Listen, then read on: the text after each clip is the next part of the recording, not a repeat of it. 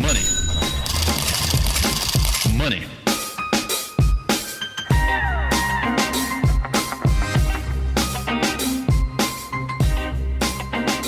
The federal funds rate and mortgage interest rates. Wow, it's just been crazy the last couple weeks. I'm in the mortgage industry, and if you've been paying attention to what mortgage interest rates have done, they've increased quite drastically. So I thought it might be helpful to talk a little bit today about the federal funds rate and mortgage interest rates. Now, the federal funds rate is currently at 1.5%. The federal funds rate is an interest rate that banks charge other banks on their overnight loans. Now, the current prime rate is at 4.5%. Prime is based on the rate of the corporate loans posted by at least 75% of the nation's 30 largest banks. Now, the prime rate is just a benchmark used to set interest rates on the variable forms of corporate and consumer credit, which obviously is based on credit risk. Now, the Federal Reserve signaled it will raise rates to 2% in 2018, 2.5% in 2019, and 3% in 2020. The 2008 recession caused the Fed to lower rates to 0.25%. Practically, this is officially a 0%. They stayed there for 7 years until December of 2015 when the Fed raised interest rates to 0.5%. Now, the Fed's rate controls short-term interest rates. I'll bring that back up in a little bit. Every month, all eyes turn to the Fed to search for any clues of the language being used to try to determine when the interest rate may come up and how much it might be. Now, with an increase for what does that affect when it does increase? The credit card bills could get more expensive. The vast majority of credit cards in the United States have variable interest rates. Generally, your interest rate is determined based on the set rate that comes from a particular cardholder agreement. Now, you may notice too much of the impact, especially if they carry relatively low card balances. However, if you have a high credit card debt, let's just say 10 grand, a small rate can be pretty noticeable. In this case, an extra 1% would be an extra $100 per year. Now, this would mean that out of your monthly pocket, about $8 more towards the interest, not paying down your principal. Now, in the short term, a rate increase means it will either take you longer to pay off the credit cards by simply making a minimum payment, or your minimum payment amount may increase.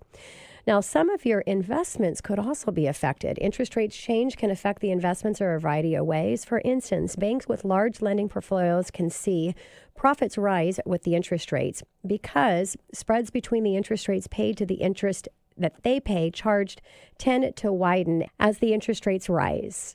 However, some investments can be negatively affected by the raising of interest rates. This is especially true with fixed income investments like bonds. Now, bonds prices fluctuate based on the market interest rate and the coupon rate to the bond.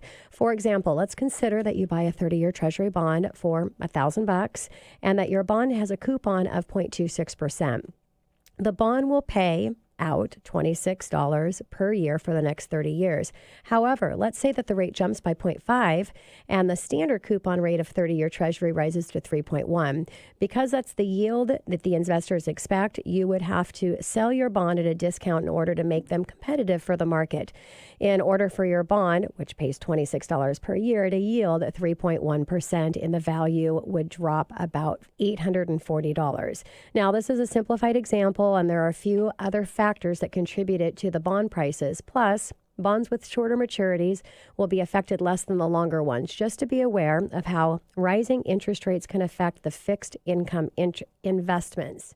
Now, last, I want to go into mortgage rates, and this is why I wanted to kind of give a backing and the why of how things work behind on the Fed's fund rate and prime rate, because mortgage rates are dictated mostly by market movements, not by the Fed, and can have a huge influence on rates. Even though the federal funds rate is tied to mortgage rates, it affects them indirectly because of the impact lenders' borrowing cost. So it's more expensive for banks to borrow. They will pass the expense to the consumers in the current environment. Any changes will not be direct, but instant and negative impact on mortgage interest rates. Now, the Fed also uses monetary stimulus programs such as bond purchases. We saw a lot of that after the financial meltdown to help keep mortgage rates where they want to. When the Feds buy mortgage bonds and U.S. Treasuries, it increased demand for these investments. Such purchases tend to keep mortgage rates down. In the other direction, the Fed can decrease demand by selling bonds, which could send mortgage interest rates up. Now, the Fed's economic projections also influence mortgage rates as they affect investors' sentiment. So a gloomy economic outlook usually means lower mortgage rates. Signs of a stronger economy often result in higher mortgage rates. So, things that don't control mortgage rates, you may commonly hear that they do. As I wrap up our money chat here, it's commonly stated that mortgage rates follow the path of the 10-year Treasury note, which is another government-backed insurance. This is not true. Over the course of 10 years, mortgage rates and the 10-year Treasury note will track together. On any given day, however, there are plenty of days on which the mortgage bonds and the Treasury notes are different. I mentioned earlier the Fed's fund rate and that mortgage interest rates are not directly tied. The Fed's fund rate is the overnight interest rate, again, that the banks borrow money from each other. And the interest rates fixed by the Federal Reserve are used to spend up or slow down the U.S. economy.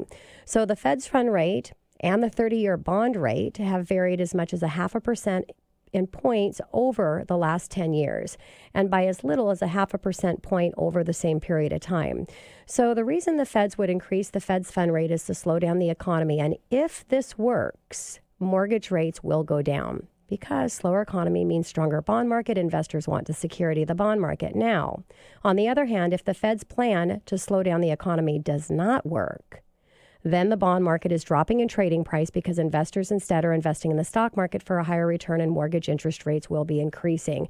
So a little bit of backing about how it all works. I thought it might be appropriate for a money chat today because of everything that's going on with mortgage interest rates. Well, I will say is nobody has a crystal ball, but we have said every year all economists and experts, including myself in the arena, have said mortgage rates have to go up. And I think we might be seeing it this year in 2018. So definitely to call to action is to take action and secure the rates where they're at right now.